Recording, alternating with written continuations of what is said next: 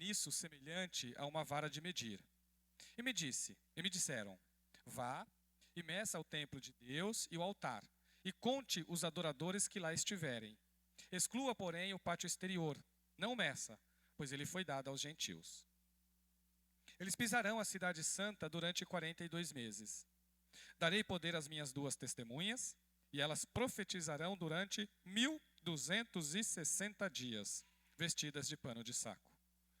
Estas são as 2 oliveiras e os 2 candelabros que permanecem diante do Senhor da terra.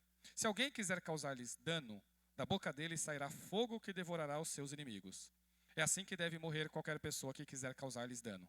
Esses homens têm poder para fechar o céu, de modo que não chova durante o tempo em que estiverem profetizando. E têm poder para transformar a água em sangue e ferir a terra com toda sorte de pragas, quantas vezes desejarem. Quando eles tiverem terminado o seu testemunho, a besta que vem do abismo os atacará, e irá vencê-los e matá-los. Os seus cadáveres ficarão expostos na rua principal da grande cidade, que figuradamente é chamada Sodoma e Egito, onde também foi crucificado o seu Senhor.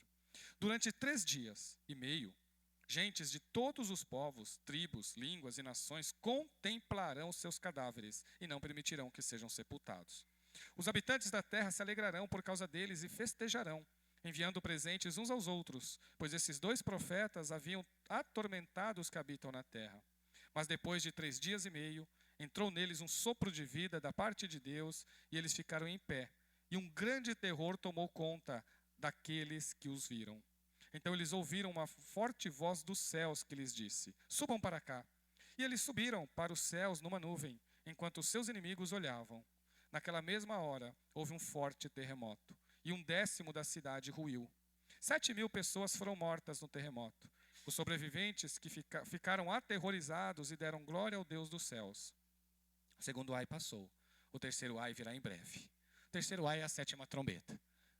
A 5ª trombeta seria o primeiro, a 6ª trombeta seria o segundo, e agora o terceiro é a 7ª trombeta que vai ser exposta do versículo 15 em diante. Vamos orar. Senhor Deus, estamos aqui na Tua presença, Senhor, para fazer a exposição do Teu texto sagrado. Do Senhor, é a palavra do Senhor. A Tua palavra, Senhor, se dá de Gênesis a Apocalipse. Então, em tudo que aqui está, Senhor, temos mensagem dos céus para nossas vidas. Senhor, então fala conosco através da Tua palavra, não só através do aprendizado, mas através também da aplicação, Senhor, em nossas vidas. É o que nós te pedimos em nome de Jesus.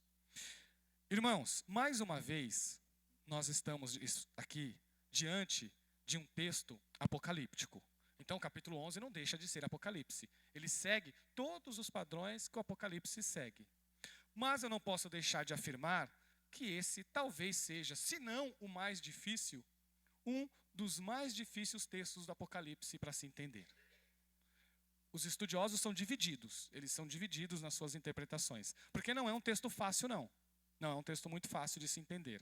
Então, nós temos aqui falando primeiro, ele começa no versículo 1 e no versículo 2 falando do templo, e depois do 3 ao 13 ele vai falar das testemunhas, das 2 testemunhas. Então vamos falar primeiro do templo. Vamos ler os versículos 1 e 2 novamente e vamos focar no templo. Deram-me um caniço semelhante a uma vara de medir e me disseram, vá, meça o templo de Deus e o altar, e conte os adoradores que lá estiverem. Exclua, porém, o pátio exterior, não meça, pois ele foi dado aos gentios. Eles pisarão a cidade santa durante 42 meses. É claro que o texto aqui faz uma alusão, quando nós lemos, ao templo de Jerusalém. Com um detalhe, se o livro de Apocalipse fosse escrito antes da destruição do templo, que foi em 70, a alusão seria mais clara ainda ao templo de Jerusalém. Porém, quando o livro foi escrito, o templo não existia mais. Porque todos os estudiosos creem que o Apocalipse foi escrito 20 anos depois da destruição do templo, na década de 90. Mais de 20 anos depois de Cristo. Mais de 20 anos depois da destruição do templo. Então o templo não existia. Então não é o templo de Jerusalém que ele está se referindo. Porque o templo de Jerusalém já havia sido destruído. Então é outro templo. Muitos estudiosos que acreditam que o Apocalipse se refere a algo futurista, creem que haverá um terceiro templo a ser reconstruído. Muita gente crê que haverá um terceiro templo a ser reconstruído. Aí eles vão basear em outros textos. Qual é o problema? O problema é que o texto de Apocalipse, ele ainda é um texto ele ainda é um texto que se remete a símbolos. E dificilmente nós conseguimos encaixar a literalidade aqui. Mesmo se a gente for observar, né, vara de medir é um termo profético, né, então são termos que remetem a textos do Antigo Testamento, onde a vara de medir é usada de forma simbólica, já no texto profético do Antigo Testamento. Então, já no Antigo Testamento, o texto é usado de forma simbólica, nos textos proféticos. E quando o João vai remeter aqueles textos, então certamente ele está seguindo o mesmo padrão. Então, o que está sendo dito aqui? Está sendo dito que esse templo é o templo espiritual. É o templo espiritual, e não físico. Dito isso, vocês viram que já não há um texto no Novo Testamento que a gente possa falar com clareza. E aí agora eu vou dar a minha posição para vocês. Eu não acredito que haverá um terceiro templo sendo reconstruído em Jerusalém, no futuro, tá? Eu não acredito que isso vai acontecer. Apesar de eu ter um grande respeito por todos que pensam assim, mesmo que não é impossível, não é? Falar assim, mas é impossível que reconstrua? Não, não é. Tá bom? Mas eu não consigo enxergar o texto dizendo isso. Fazendo essa afirmação física, essa afirmação literal. Olha o que o texto diz. Para João, o que João está vendo? O que João está vendo? João está vendo um templo e ele recebe de Deus, um templo espiritual, e ele recebe de Deus uma vara para medir esse templo. Para medir.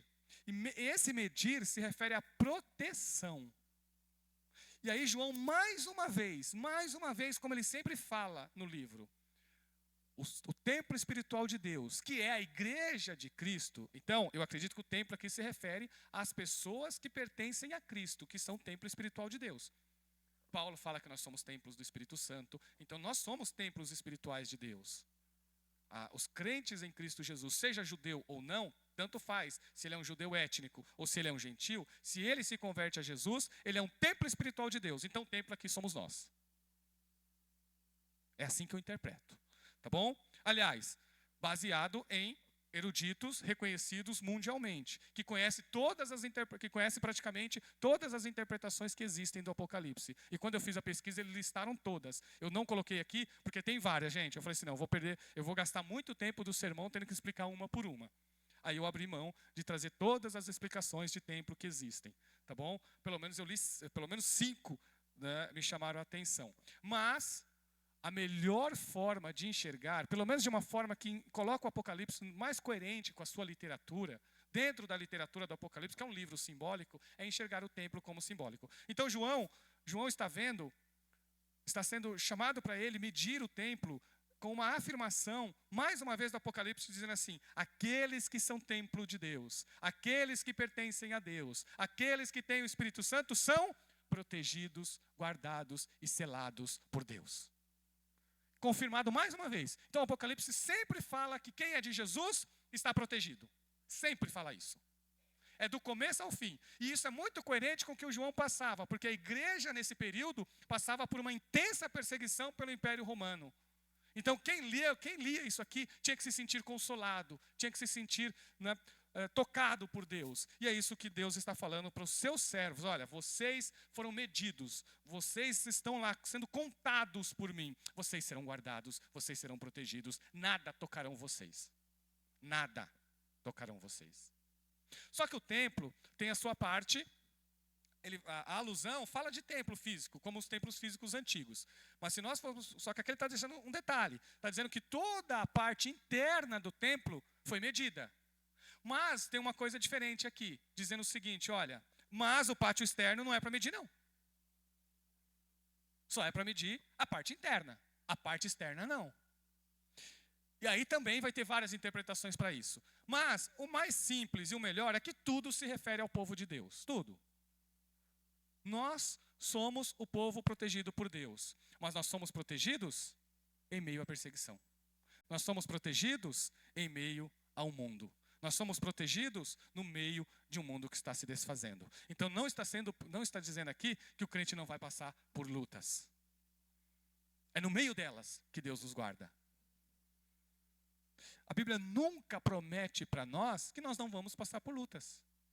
E no livro de Apocalipse a mesma coisa. Olha o que ele está dizendo aqui, olha. Exclua, porém, o pátio externo, não o meça, pois ele foi dado aos gentios. Eles pisarão a cidade santa durante 42 meses. Ou dizendo assim, vocês serão guardados, vocês serão salados e protegidos espiritualmente por mim. Mas vocês vão viver num mundo hostil. E este mundo hostil persegue quem é de Deus. E muitas vezes dizendo, isso vai acontecer por quem é de Deus. Então, irmãos, servir a Jesus é andar na contramão do mundo. Ser de Deus é não pertencer ao mundo. A igreja de Cristo precisa entender isso urgentemente. Isso precisa ser dito urgentemente, constantemente, sempre. Quem é de Jesus não é do mundo. Ao invés de ser do mundo, o mundo persegue quem é de Jesus. O mundo ataca quem é de Jesus. É isso que é a verdade do Evangelho. Mas, mesmo em meio à luta, mesmo em meio à perseguição, o servo de Deus é guardado por aquele que tem todo o poder sobre o céu, sobre a terra, sobre o mar. João está falando aqui de quem pertence a Deus. Em todos os tempos, em todas as épocas. Porque os últimos dias na Bíblia começam desde Jesus.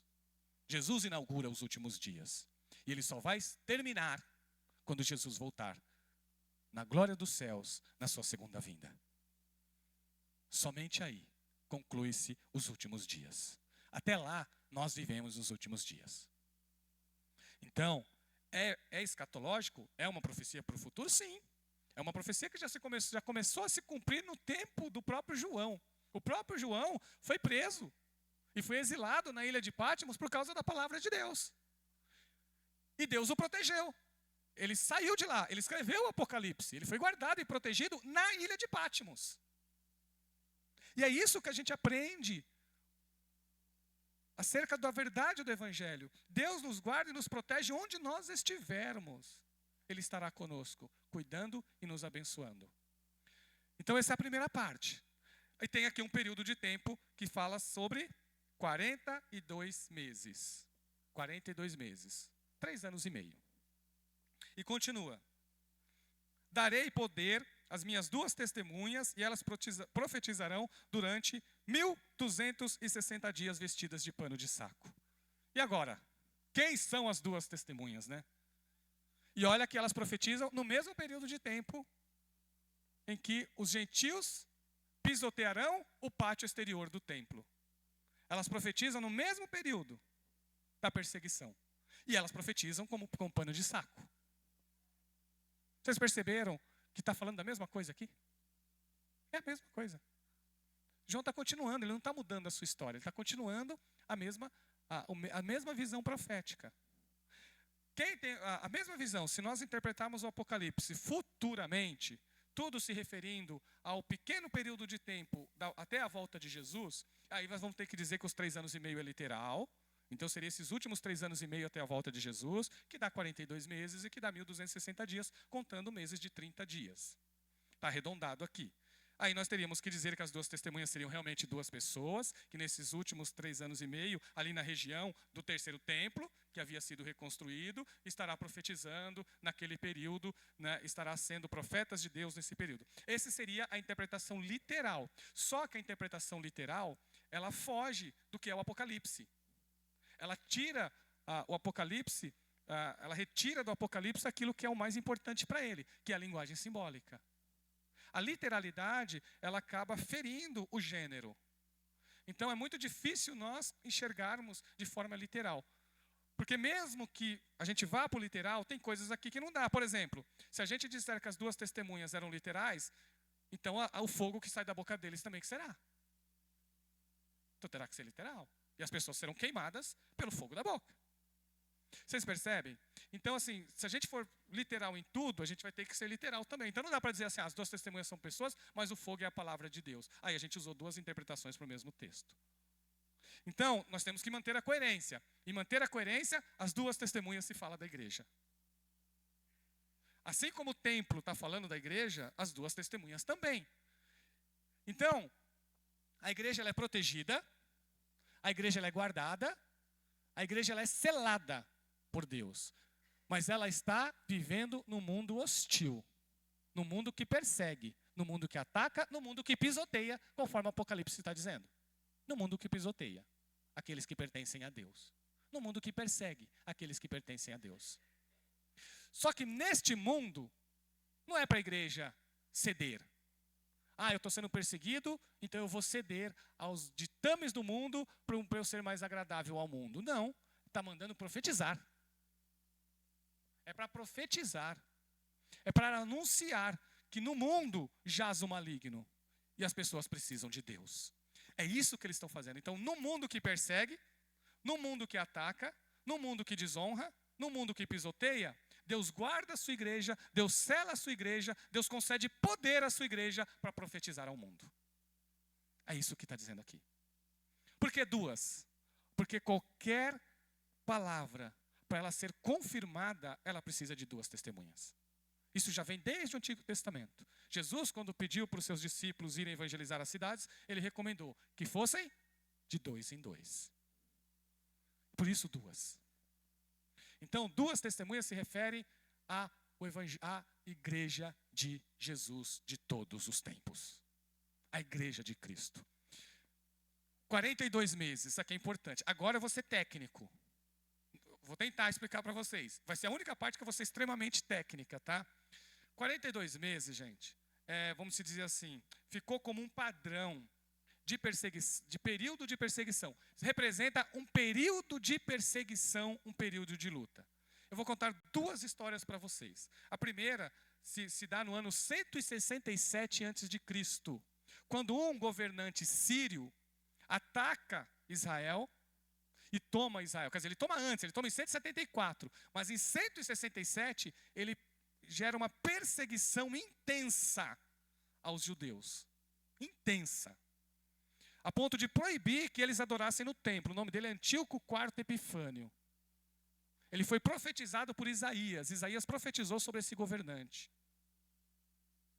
chamando ele de um pequeno chifre, lá dos 10 animais, que depois vai remeter lá ao anticristo no final, que nós vamos chegar nele lá no capítulo 13. Aqui já fala da besta, mas a gente vai falar muito mais intensamente da besta quando chegar no capítulo 13. Mas por enquanto, vocês precisam pegar esse detalhe. 42 meses ficou como um símbolo de período de perseguição. Se refere a um período de perseguição. Então, o que aconteceu em 167? O Antíoco Epifânio profanou o templo de Jerusalém e começou a adorar Zeus lá. E para os judeus, isso foi a maior afronta. Foi chamado de abominável desolação para eles. O próprio Jesus se utiliza desse texto do Antíoco Epifânio para falar depois do período de tribulação. Quando ele fala da assolação desoladora. Porque para eles foi algo terrível, foi um sacrilégio, foi uma ofensa, foi uma humilhação para o povo judeu. E aí o povo judeu se junta com um homem chamado, acho que é Matatias, se não me falha a memória, que ele se junta com um grupo de guerrilheiros e eles começam a atacar, né, os exércitos do Antíoco Epifânio. E uma batalha que dura 3 anos e meio. Ele só vai conseguir vencer no final, em 164. Aí eles vencem o Antíoco Epifânio. Só que foi um momento de muita luta, de muita perseguição, de muita batalha e de muita guerra. Os judeus sofreram muito durante esses 3 anos e meio. Isso ficou marcado para eles. Virou uma marca de luta, uma marca de perseguição. Uma marca, ficou um símbolo para eles de períodos de sofrimento. Então, 42 meses são períodos de sofrimento. Se refere a períodos de sofrimento. Não é literal também. Mais uma vez, não é. Porque às vezes ele fala assim, 1260 dias, 42 meses, e às vezes tempos e metade de um tempo. São as expressões que o Apocalipse usa, nós vamos ler em outras passagens. Qual é a segunda história? A segunda história está em 66. No ano de 66, os romanos cercam Jerusalém. Cercam Jerusalém. E ficam durante 3 anos cercando Jerusalém. Em 70, 3 anos e meio. Em 70, eles atacam. E no mês de setembro, eles acabam vencendo, né, e a cidade de Jerusalém é devastada e o templo é destruído. Mais uma vez, 3 anos e meio como símbolo de tempo de perseguição e de luta. Então, toda vez que vocês verem essa marca aqui, está se referindo a um tempo de perseguição, a um tempo de luta, a um tempo de sofrimento. Então, a Bíblia, gente, ela é muito verdadeira nas suas afirmações. Muito verdadeira. A Bíblia afirma que nós somos abençoados. A Bíblia, a palavra de Deus, afirma com todas, de Gênesis a Apocalipse, que quem é de Jesus não pertence a este mundo. De quem é de Jesus é selado por Deus, é guardado e protegido por Deus. Mas a Bíblia não mente para nós. Ela diz que não vai ser fácil. Ela diz que no mundo teremos aflições. Ela diz que nós passamos por lutas, somos incompreendidos e às vezes passamos por injustiças. Ela não esconde isso de ninguém. E nós temos que entender que passar por uma injustiça, passar por uma luta, passar por uma perseguição, não é sinal de que nós não temos Deus. Muitas vezes é sinal de que realmente tem Deus. Eu me lembro de uma irmã que uma vez me ligou. E ligou chorando, e chorava, exatamente pelas injustiças que ela passava no trabalho. E ela falava, pastor, por que eu passo por essas coisas? Por que eu sou perseguida desse jeito aqui no meu trabalho? E ela passava por uma grande perseguição que trazia angústia. Ela ligava, às vezes na hora do almoço. Aí a minha conversa com ela foi assim, falou assim, olha, dependendo do que está acontecendo, se você sentir que é algum tipo de assédio, você pode recorrer a instâncias superiores, a reclamar com pessoas acima. Ela fala assim, olha, é o meu supervisor que está me assediando. Então você pode falar com a gerência, você pode falar com a direção. Nesses casos, se você perceber isso. Se você perceber que é um ataque espiritual, aí você tem que orar. Você tem que orar. Porque eu falei para ela, você já imaginou que pode ser uma simples guerra da luz contra as trevas? Você já pensou sobre isso? Aí ela ficou pensativa, que pode ser uma guerra, exatamente por você ser de Deus. Você está sendo perseguido exatamente por ser de Deus. Exatamente por ser da igreja, por pertencer a Jesus Cristo, por ser da igreja de Jesus. E a pessoa está te odiando e está te desrespeitando exatamente porque ele não suporta a sua luz. Você precisa averiguar, então você precisa orar. E eu orei com ela, falou, nós vamos orar. E nós oramos. Não? E um tempo foi passando, as coisas foram melhorando, ela foi se acalmando, ela foi conseguindo lidar melhor com a situação. Depois ela foi transferida para outro setor, aí a pessoa não estava mais perturbando a vida dela. Deus cuidou dela, Deus a livrou e Deus a abençoou, mas não tirou ela de um período de perseguição, de um período de injustiça. Ela não foi imune a isso, mas ela foi protegida, ela foi guardada, mas não foi imune. Então é isso que diz aqui, é isso que está dizendo. Isso que é a verdade do Evangelho. Isso que é a verdade que Jesus nos apresenta. Isso se refere às duas testemunhas. Então o que ela tem que fazer, gente? Profetizar. A igreja de Jesus recebeu poder para profetizar acerca de Cristo. O mundo precisa ouvir a verdade do Evangelho. E se você não falar, você está desobedecendo a Deus. Olha aqui que diz. Estas são as duas oliveiras e os dois candelabros que permanecem diante do Senhor da terra. Está se referindo... gente, tudo se refere ao Antigo Testamento. Quem foi chamado de duas oliveiras foram o Josué e o Zorobabel, no livro de Zacarias. É só vocês lerem Zacarias 4. Vocês vão ver que o Zorobabel era o governador da Judéia. E o Josué era o sumo sacerdote. Eles foram chamados de os dois candelabros, as duas oliveiras. Então está se referindo a essa parte do livro de Zacarias, dizendo o seguinte, olha o que está dizendo sobre a igreja aqui. A igreja é um reino de sacerdotes. Porque se o Zorobabel era rei, a igreja é reino. Se o Josué era um sumo sacerdote, a igreja é sacerdotal. Olha que bênção. A igreja de Jesus, ela proclama a verdade de Jesus. Mas ela é um reino de sacerdotes. Ela reina abençoando, ela reina intercedendo, ela reina sendo uma luz no mundo. É assim que a igreja de Jesus reina. É esse olhar que nós temos que ter da igreja do Senhor. A igreja do Senhor recebeu poder para profetizar como um reino de sacerdotes. Mais uma vez o Apocalipse deixa bem claro, é você que tem que orar, é você que tem que clamar, é você que tem que profetizar. É você que precisa falar das grandezas do Evangelho para esse mundo perdido. Será que dá resultado isso? Deixa eu contar para vocês. Em 1870, bem antiga essa história, né? Em 1870, um jovem hindu, intocável. Ele era intocável na sociedade, mas ele foi tocado pelo poder do Evangelho. Ele foi tocado. Ele fazia parte de um grupo de hindu da pior casta que pertencia à Índia. Da pior casta. totalmente rejeitado pela sociedade, mas ele foi alcançado pelo poder do evangelho. Esse jovem começou a falar do amor de Deus nas pessoas da sua casta. 3 anos depois, 500 pessoas se entregaram para Jesus. 500. Isso no período em que ele estava vivo. Ele partiu para a eternidade depois de um tempo. E aquele grupo de pessoas continuou crescendo. Continuou crescendo. Em 1915, a maioria daqueles intocáveis eram servos de Deus. Toda aquela região, aquelas cidades circunvizinhas, que era na Índia, nós estamos falando da Índia, a imensa maioria, com poucas exceções, eram todos servos de Deus. Todos que serviam a Jesus. Isso é profetizar. Isso é proclamar as grandezas de Deus. Isso é crer na igreja que profetiza. Isso é crer num Deus que dá poder e autoridade para a igreja. A igreja tem poder e autoridade para profetizar. Não podemos parar. Não podemos parar. Nunca. Temos que estar sempre falando. E começa com como aconteceu com esse jovem. Sozinho. Uma conversão. Uma geração depois, todas as pessoas da sua etnia passaram a crer no evangelho. Isso por quê? Porque a palavra de Deus não volta vazia. A palavra de Deus é poderosa, ela realiza. Às vezes a gente não vê, gente. Você pode não ver, não perceber, mas Deus está tocando lá. Deus está tocando lá.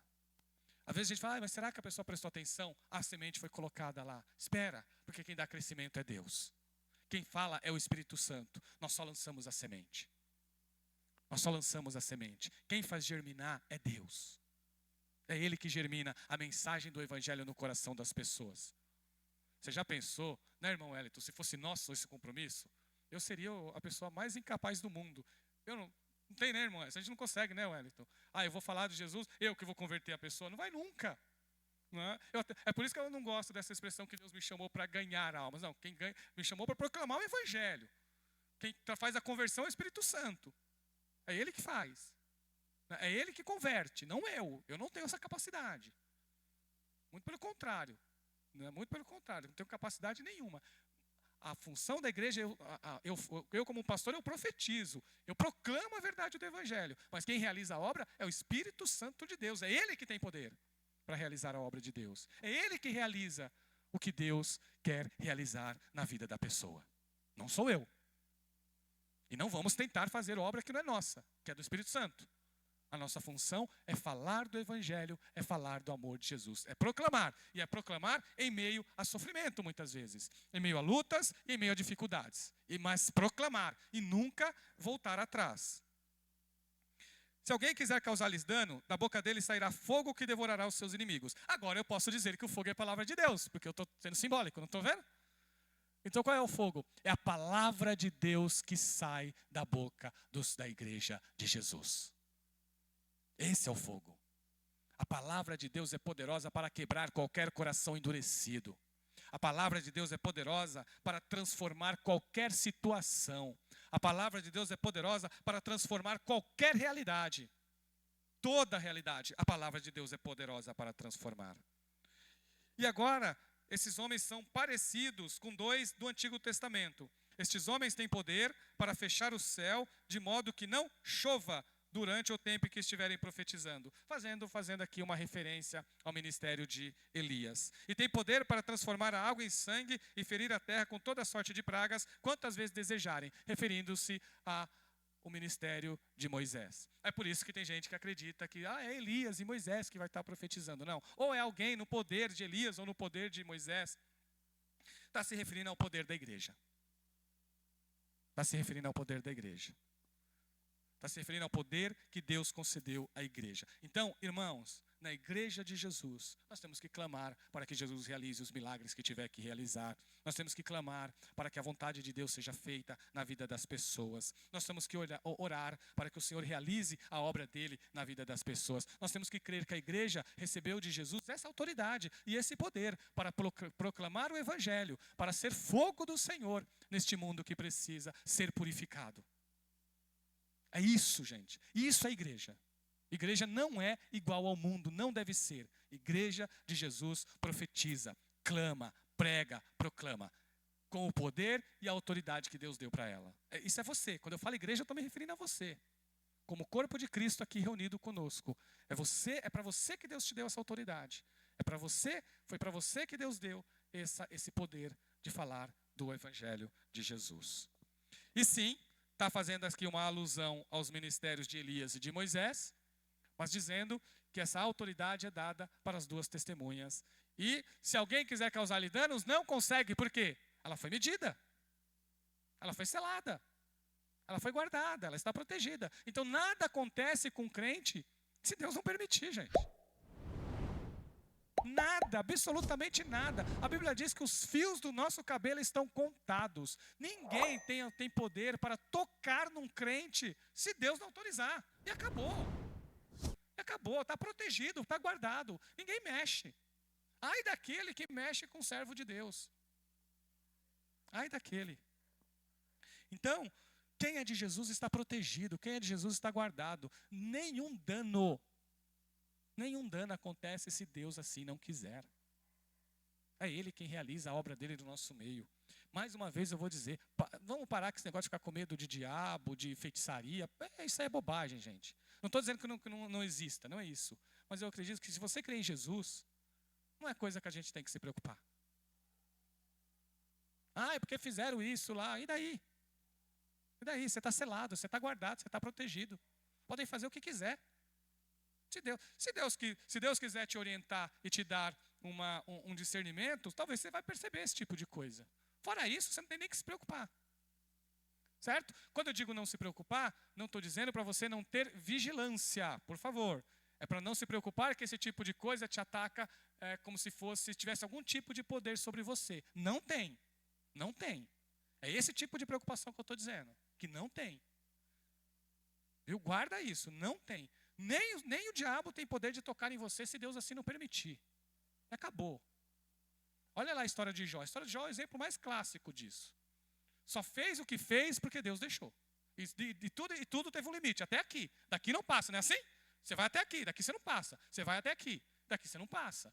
Então ninguém toca num servo de Deus, se assim Deus não permitir. É isso que está dizendo aqui.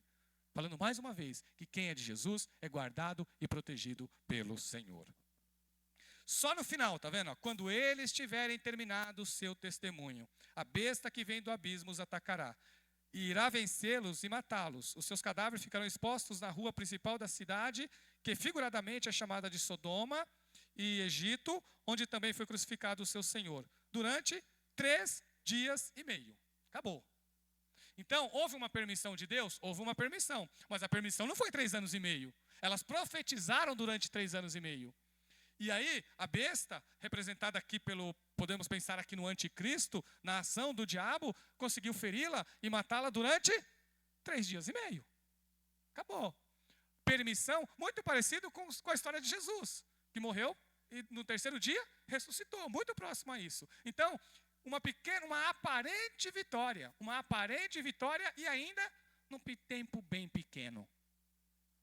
Porque a igreja profetizou num tempo de angústia, que é simbolizado por 3 anos e meio. Mas uma vitória da besta é simbolizada com 3 dias e meio. Ou seja, o tempo é aparentemente vitorioso. Aparentemente vitorioso. E olha que a cidade é comparada a Sodoma e Egito. Sodoma, cidade totalmente devastada pelo pecado e pela imoralidade e pela injustiça. Egito, cidade que representa a escravidão do mundo. Então olha aí. O mundo que escraviza, o mundo que é totalmente contra as coisas de Deus, é representado nisso aí. Aí o pessoal se alegrou. Então o mundo se alegra quando o crente sofre, quando o crente passa por perseguição, quando o crente passa por luta. E quando aparentemente o crente está derrotado, o mundo se alegra. É isso. O mundo acha, tá vendo aí, ó? É crente, olha aí o tipo de vida que tem. Tá aí, ó. Não acontece nada na vida dele. Isso é aparente. É aparente. Porque olha o que acontece depois dos 3 dias e meio. Os habitantes da terra se alegrarão por causa deles e festejarão, enviando presente uns aos outros, pois esses dois profetas haviam atormentado os que habitam na terra. Mas depois dos 3 dias e meio, entrou neles um espírito, um sopro de vida, da parte de Deus, e eles ficaram em pé, e um grande terror tomou conta daqueles que viram. Então eles ouviram uma voz forte dos céus, que lhes disse: subam para cá. E eles subiram para os céus numa nuvem, enquanto os seus inimigos olharam. Ou seja, foi uma derrota aparente de 3 dias e meio. Que aí Deus falou assim: acabou, agora vocês voltam para mim. Dizendo assim: olha, vocês voltarão à vida. Porque o mundo gera morte, mas Deus gera vida. O mundo gera trevas, mas Deus gera luz.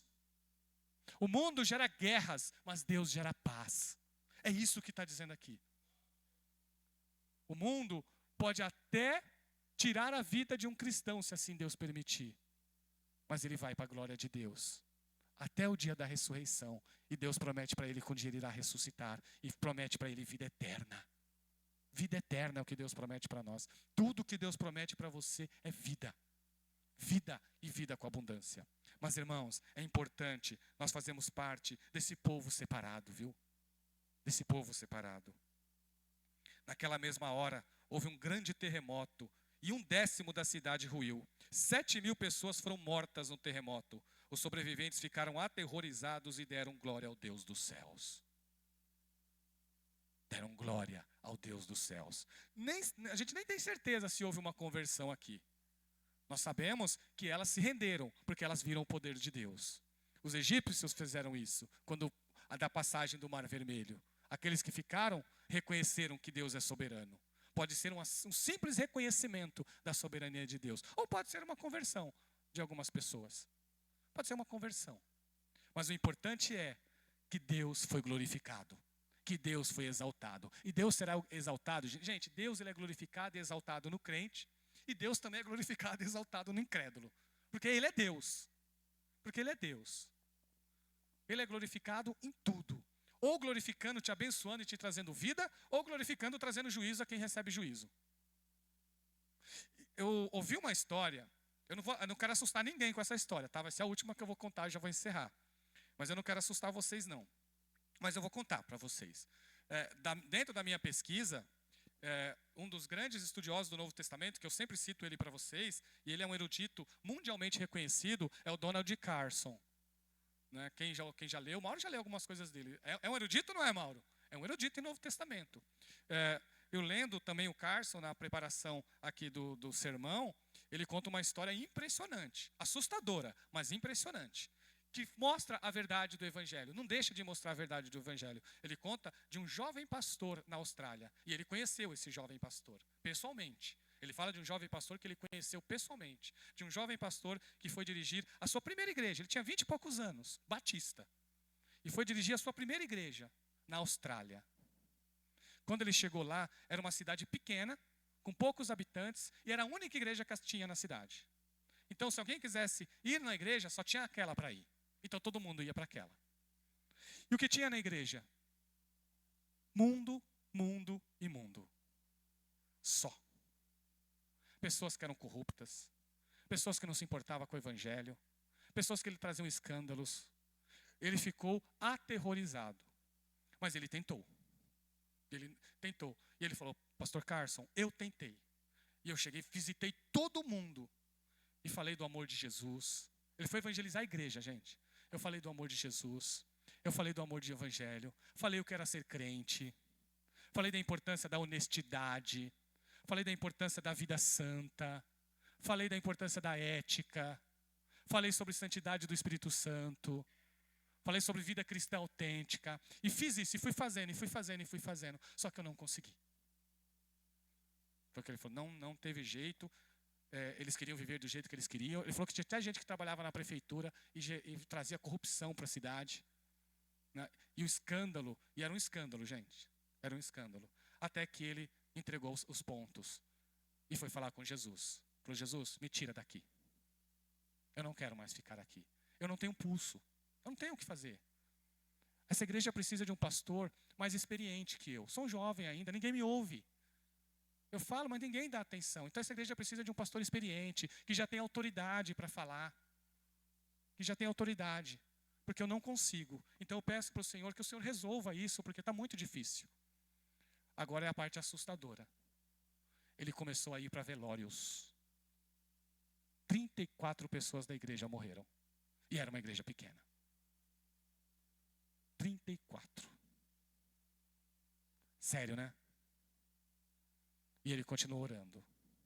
Depois Deus deu para ele mais de 200 conversões. A igreja cresceu abundantemente. Depois de um período de dor e sofrimento. Aprenderam do jeito mais amargo que Deus se leva a sério. Não se brinca com as coisas de Deus. Eu disse que eu não quis assustá-los. Mas é a verdade, irmãos. Evangelho é coisa séria. Não se brinca com as coisas de Deus. Viu? Não se brinca. A igreja tem que proclamar o Evangelho. Mas a igreja não tem que se comparar ao mundo. O mundo não pode entrar na igreja não, gente. O mundo não tem que entrar na igreja não. Igreja de pessoas sérias. Pessoas que foram separadas do mundo. Viu? Separadas do mundo. A igreja proclama. A igreja continuou crescendo. Mas ao custo de pessoas que não queriam mais saber do Evangelho. Aí Jesus foi lá e falou assim, eu faço do meu jeito então. Não é esse o Deus que a gente serve? Esse é o Deus que a gente serve. Muitas vezes, irmãos, o julgamento é um ato misericordioso de Deus com a sua igreja. É um ato da bondade de Deus. Porque quem sabe melhor resolver questões é Deus. Ele que sabe o que é melhor. Então, ame a Jesus, sirva a Jesus, creia em Jesus de todo o teu coração, porque o que Ele promete para você é vida e vida abundante. Para o mundo e para quem quer viver igual ao mundo, a única promessa que existe é de juízo. Mas para quem é de Jesus, para quem se entrega a Jesus, a promessa é de vida, de proteção e de bênção dos céus.